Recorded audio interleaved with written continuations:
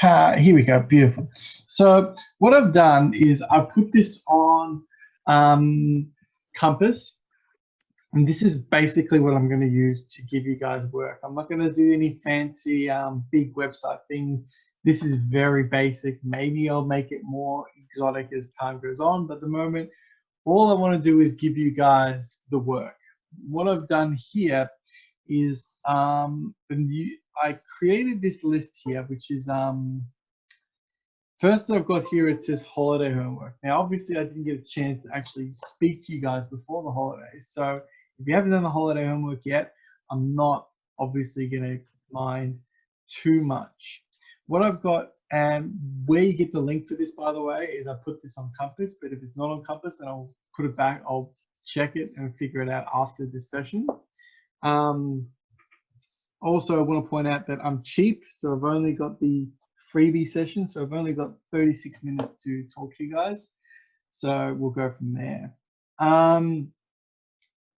Okay, so what's in this holiday homework stuff? We've got a section here which says complete 8H. Now, 8H was the last thing we didn't quite get to do. I was actually going to go through this on the Tuesday before the end of school, but of course it didn't work out. So what I've done is I've actually created here this link here, which is lesson 21, links to a YouTube video, which is actually me explaining the stuff that I would explain. And that YouTube video is also what I'm going to be using. I might every so often go and teach something via a YouTube video instead of actually just creating a Zoom lesson. And then the advantage is you can look at that. The other thing here is then it says is to complete the financial maths revision sheet. So here's the revision sheet. Here is a link to it. You can click on that and you can make your way through it. Obviously, I would have printed this out so you could have written it down on your actual pages, but because obviously we're not in class, I can't get you to print that out. The next thing here is at the bottom, it says Mathletics. Now, this is optional, and I know that a lot of people here are probably like, if you don't want to fall behind, then this is something you can do. I've set a couple of tasks to do Mathletics. Obviously, you might not have your code from year 7 to 10, so if you want to get that, you can send it through to me. There may be a point in the next couple of weeks where I set Mathletics as actual homework, but at the moment, that's optional. So the two things you really need to do is to complete 8H and the financial maths revision sheet. Now, as for the financial maths test and the SAC, so I'm going to upload the SAC results onto Compass after the session as well, or at some point, but I've got to deal with all this attendance stuff as well. But as for the test, I think in general, what we're going to do is some kind of online test on financial maths in week 2, so the end of next week. Now, we haven't figured out, the maths teachers haven't figured out what's going to happen with that. Is that going to go on a report? If there are going to be reports, nobody sort of knows exactly. I just want to do it.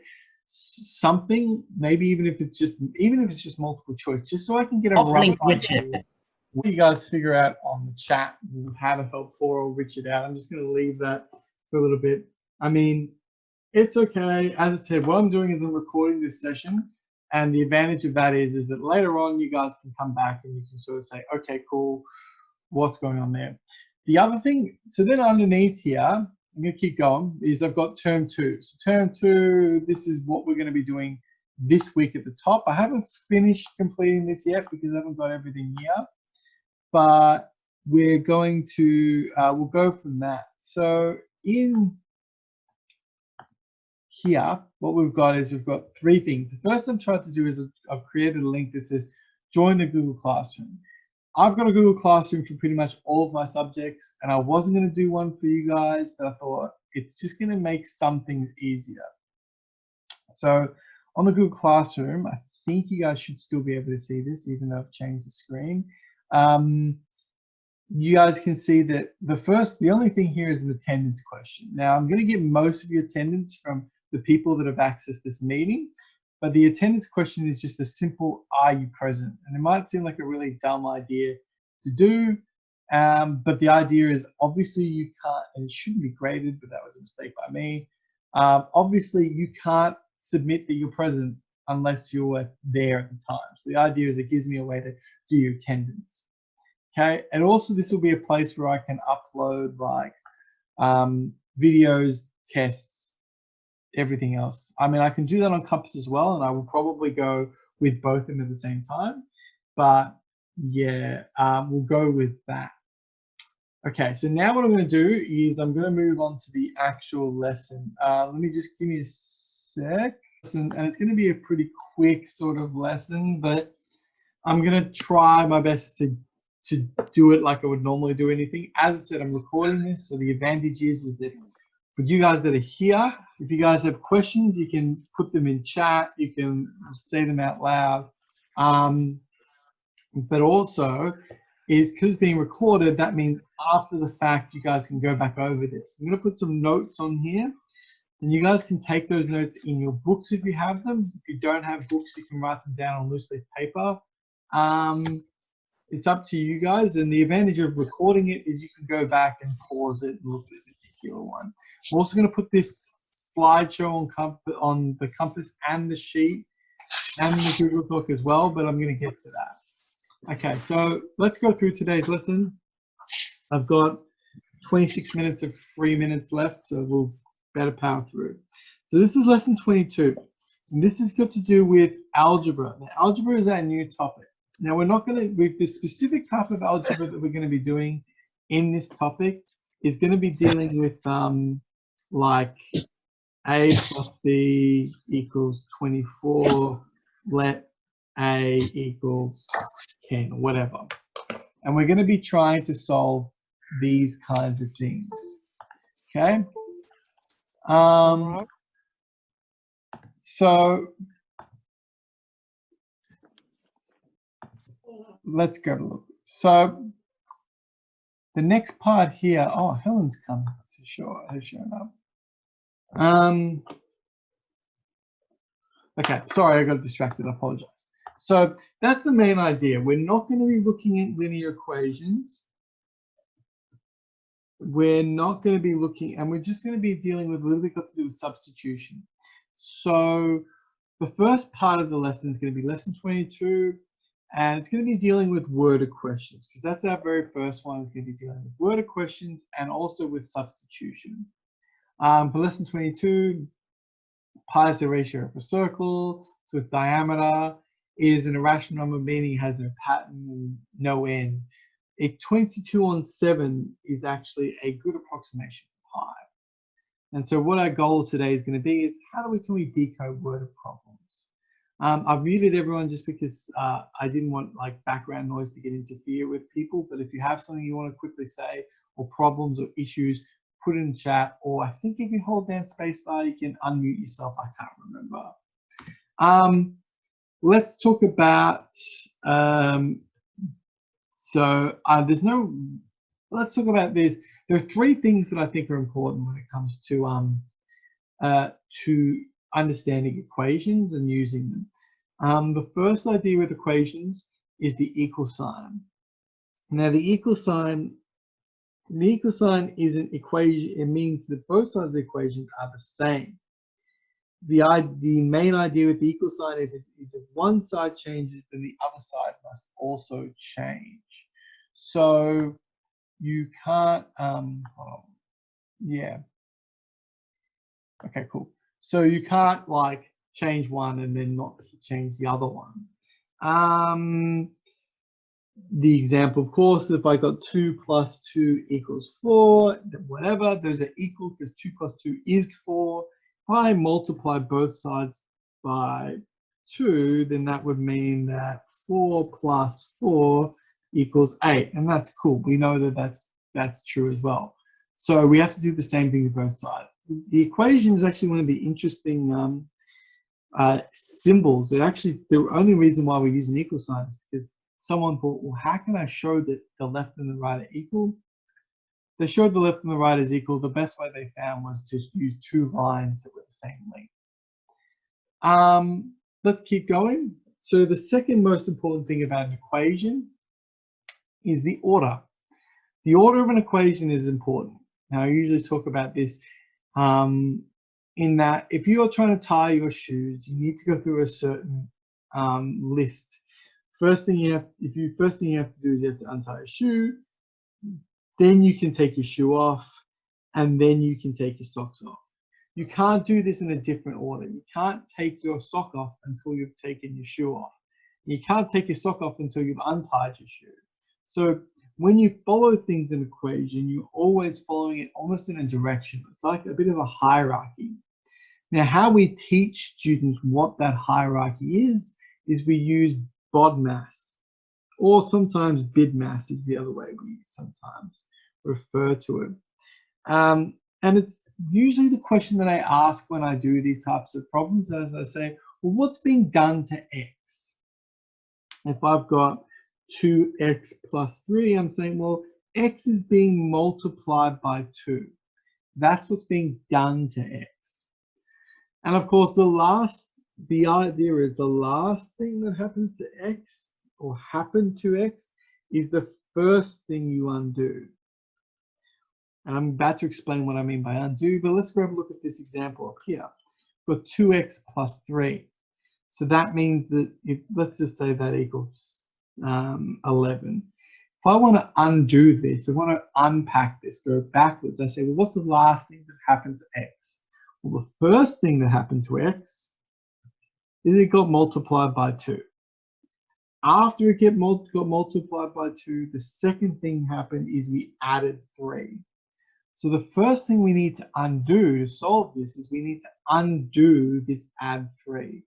And that's how you go backwards to solve this. So, and of course, we know that we have to do the same thing to both sides because there's an equal sign. So I guess this last idea here, undo, that is actually the next topic, the third part of what we need to do in order to solve an equation. What does it mean to undo something? When we undo something, we usually create a table. So for example, if I take addition, well, if I want to undo an addition, if I want to undo a plus 5, I can undo that with a minus 5.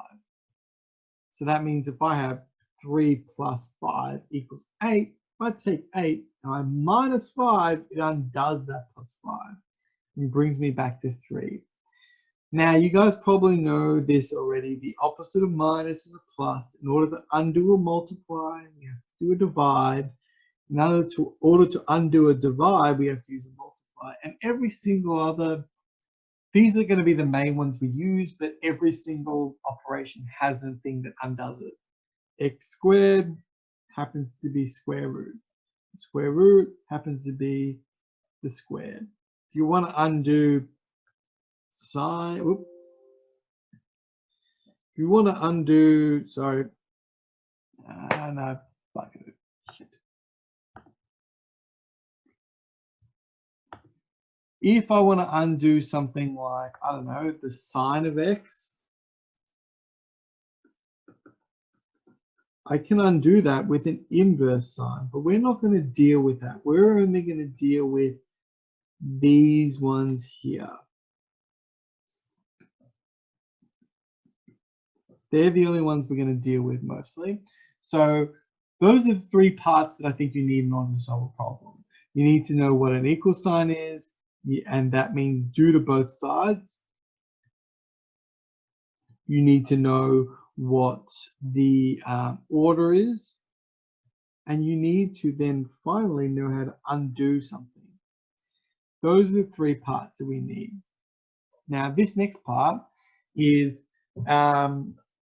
this is just one more little extra thing that I need to explain to you guys, which is how we deal with brackets. Now, how we're going to deal with brackets in this kind of context is we're going to try to always expand the brackets. There are some situations where it's actually doesn't make sense to expand the brackets, but in this case, it makes sense to expand the brackets. I'll show you what I mean in both ways. The first way is, how would you expand the bracket? So we've got 3x plus 2 equals 16. How do we expand brackets? To expand a bracket, this 2, what that means is that 2 is multiplying everything inside the brackets. So that means that 2 is multiplying by that 3x. That 2 is multiplying that plus 2. And I draw these lines to help us actually solve this. We can actually do that now. 2 times 3x, that's going to give us a 6x. And 2 times plus 2, that's going to give us a plus 4. Now, I don't have to do the same thing to both sides. The reason is because all I'm doing is expanding the brackets on just one side. Now that I've got 6x plus 4, I then need to know, well, what do I undo first? Do I undo the multiply by 6 or do I undo the plus 4? Now, I'm not going to mess around with trying to get you guys to give me an answer to that. I'm just going to answer it myself. You would say, well, 6 is getting multiplied by x first, 6 times x, and then that plus 4 is coming in afterwards.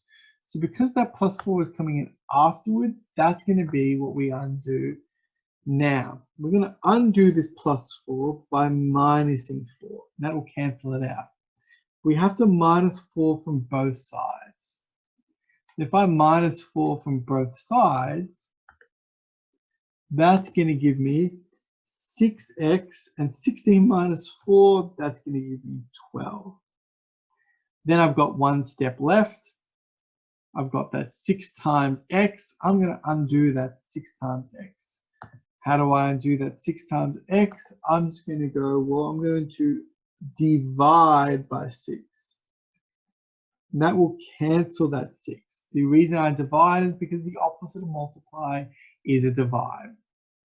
So once I've divided by 6, that's going to just give me x equals 12 divided by 6 is 2. And that's how you would solve one using those techniques that we use. Firstly, doing the same thing to both sides, there's an equal sign. Secondly, knowing that with the order, this plus 4 is really far away from the x. So that's why we undo that plus 4 first. Then we can undo the 6x because it's a bit closer. And then last thing that I just showed you how to do, which is what undoes what. To undo a plus, you use a minus. To undo a multiply, you use a divide. Really quickly over here, I want to show you guys, you could just go,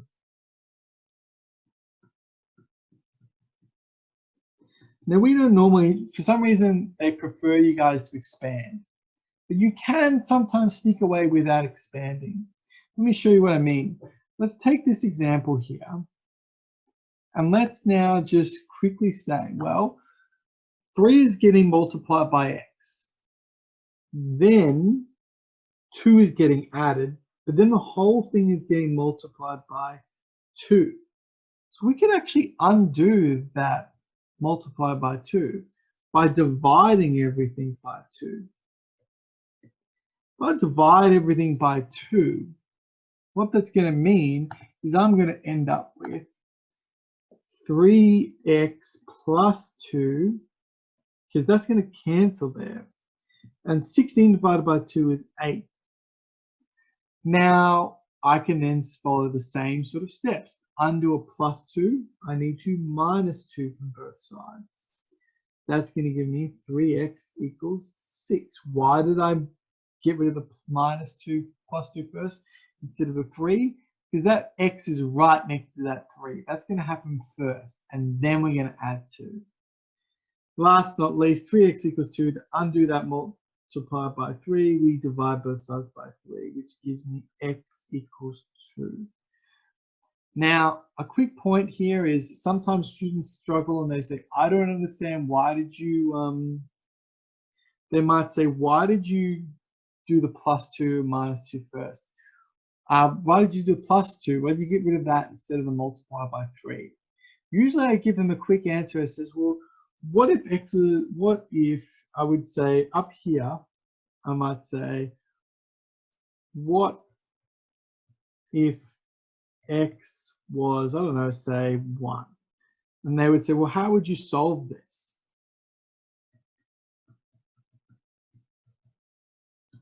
And they'd say, oh, well, first I go 3 times 1. And then once I solve that, then I would add 2. And I'm like, okay, so you already understand the order that you need to go through to get to this. You already know that the 3 needs to multiply first. So that's the trick on how to actually solve it. Richard, welcome, by the way.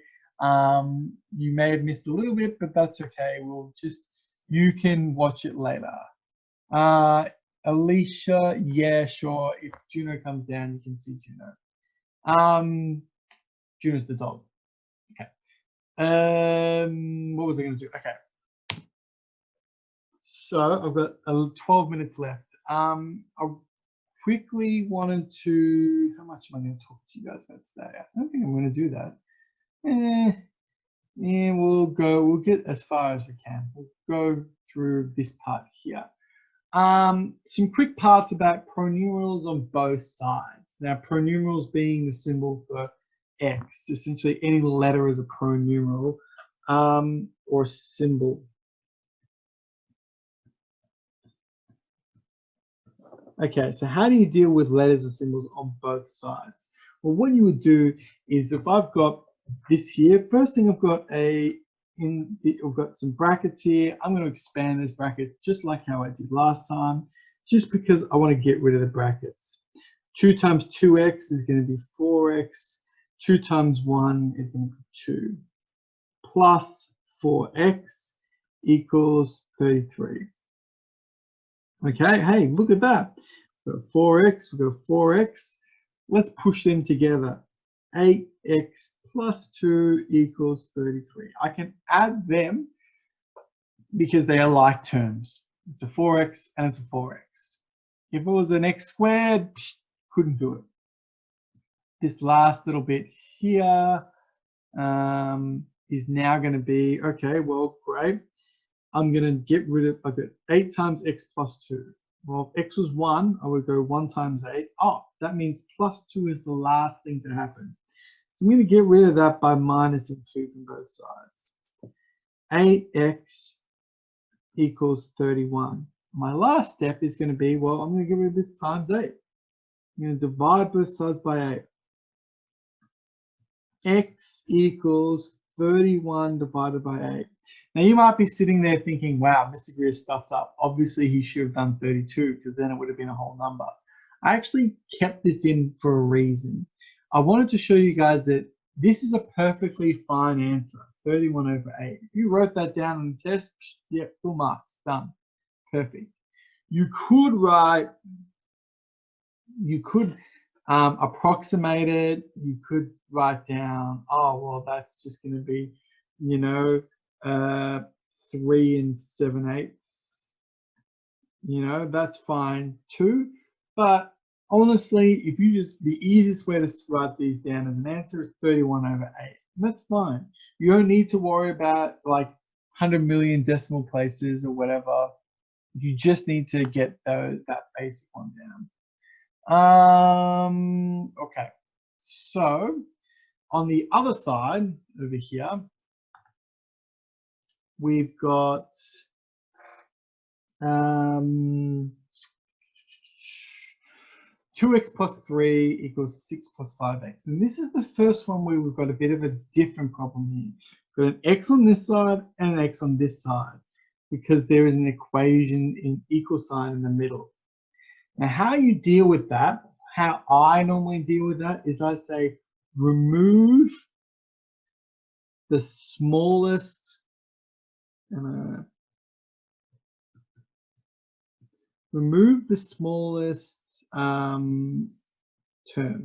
Oh, sorry about that. In this case, we've got a 2x and we've got a 5x. Now, in this case, it's easy to say which one's smaller, the 2x. If you had a negative 3x plus 4 equals, 2x, you would probably, I would still say that the negative 3 is smaller. It's closer, it's more negative. So in this case, if I want to remove my 2x, I'm going to minus 2x on both sides. That's going to give me 3 equals 6 plus 5x. Nope, sorry. Really. 5x take 2x, that's going to give us 3x. There's only 3x left over. So now I've only got pronumerals on one side. So now if I want to then go, if I want to fix this now, I then go, well, I've got 3x plus 6. If I need to undo this plus 6, and then minus 6 on both sides, that's going to give me negative 3 equals 3x. Then I'm going to divide both sides by 3, because that'll get rid of this 3 at the front. Negative 3 divided by 3 gives me negative 1. So that's how you deal with things on both sides. When you've got x's on both sides, you remove the smallest term, or the smallest x. And then in this one, we had 2 forms of x's, so it actually was on the left. It's a bit different. This one we just expanded and simplified, so it's sort of a bit different. Let me see here. Okay, got about 6 minutes left. And then and we might, if I get shut down randomly, it's because I haven't timed it properly. So just, you know, don't stress.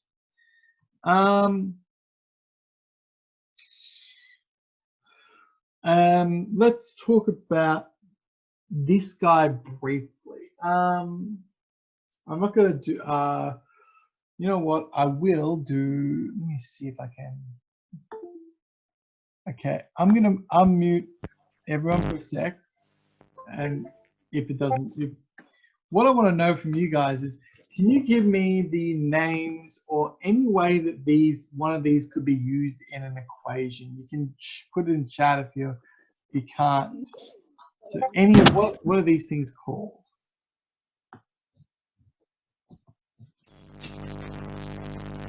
Any of them, like as in, what is this symbol on the left? What is it called? Or what do we use it to do? Add, great. Is there another way we could refer to this?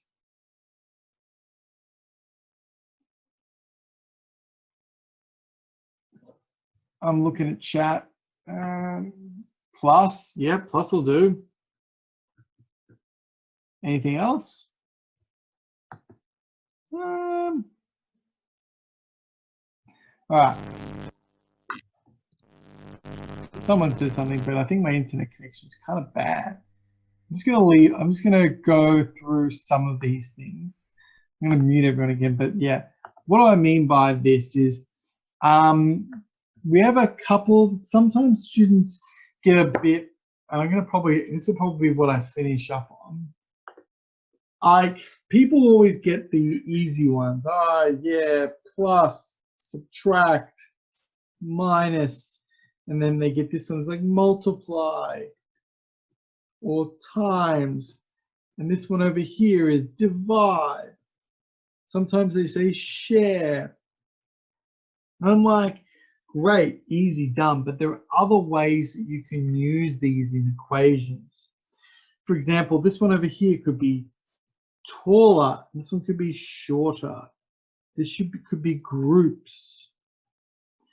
This could be per. You could have hotter. You could have bigger. You could have, I don't know, greater. Any of these ways you could use them in an equation. So you could write down, John is 3 times taller than, is 3 meters taller, a meter and a half taller than his sister, blah, blah, blah. You could use the word older. Any word that's got anything to do with make bigger is going to be used for plus. There's anything which, and the other one that's really good here is difference. Anything here that refers to minus or difference is going to mean to make shorter. Now, I I'm going to do this now. The percentage chance of rain is increasing by 20%. So that doesn't look like there's not, the word plus or minus hasn't been used here, but the word increasing is another way. Wow, I can barely read that myself. The word increasing is another way of writing down plus. But I want to increase the value by a certain amount. And so the idea is there are many ways that you can see these words. You can see these show up in worded questions. So being familiar that there are other ways to use worded questions that aren't just, you know, plus or minus, you know, is really important. Finishing up, I've got, I wanted to quickly talk to you about the order is important. And the amount of times I've seen this in questions and students get this wrong. 12 is reduced by X. Okay, so what that means is you've got 12 is being reduced by, reduced meaning minus, by X. Okay. Z is being decreased by 9. So what I would say is Z is being decreased. It's having this is a verb. It's having this done by 9. That's how much you're decreasing it. And P has shrunk. That means it's getting, that's what's a verb. It's happened to it by 190. Cool. All right. But what about on this side here? 8 is taken away from Y. Now, if I was to write 8 minus Y, because I'm using the same pattern over here, that'd be wrong. It's actually not 8 minus Y. It's actually Y minus 8. Now, for some of you guys, you're probably looking at this being like, well, duh. But for some people that aren't English native speakers, this is like, how are these two different things different? And I personally see the word from is what makes the difference. E is removed from 24. So 24 minus E. And 13 is subtracted from P. 13 is being subtracted from P. The word from, I'm not an English speaker. I've tried to figure this out and look it up, and I can never quite get it. But my understanding is the word from changes the topic. And the idea is, it's sort of like the idea, the word from means that the word number at the end comes first.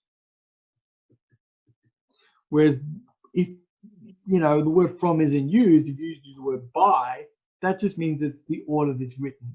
So from sort of switches the order around. From sort of says, this is the thing that's important at the front. One of the other ones that I've seen is like 12 is divided by 6. That's 12 is divided by 6. 12 is having 6 divided by. But if I was like saying 3 is divided into